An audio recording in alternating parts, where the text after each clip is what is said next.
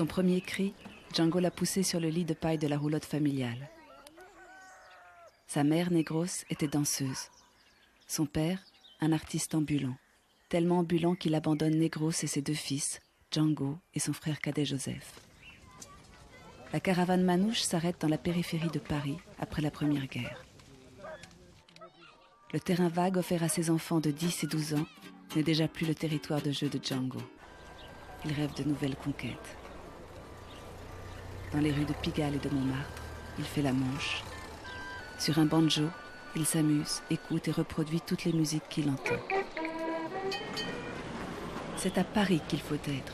Paris, ses cabarets, ses clubs, où un jeune violoniste fait lui aussi ses débuts. Stéphane Grappelli.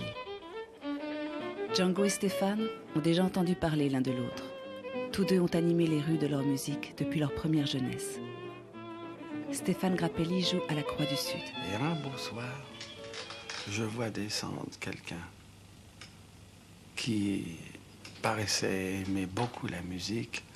Un jeune homme avec des yeux très noirs qui s'installe au bar et dans un français plutôt extraordinaire me dit « Oh mon frère, comme j'aime la musique que vous jouez ». Et j'ai appris que c'était un gitane, Django Reinhardt. La sonorité du violon de Stéphane Grappelli inspire Django. Il tente d'imaginer un mariage de la guitare et du violon. De quoi séduire les amateurs de jazz. Trop tôt peut-être. Les solistes Django Reinhardt et Stéphane Grappelli sont deux des plus grands que l'on puisse trouver au monde.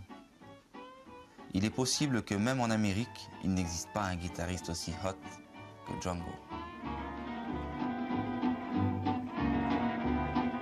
Le quintet fait un triomphe. Les concerts se succèdent de la salle Pleyel au Big Apple de Pigalle.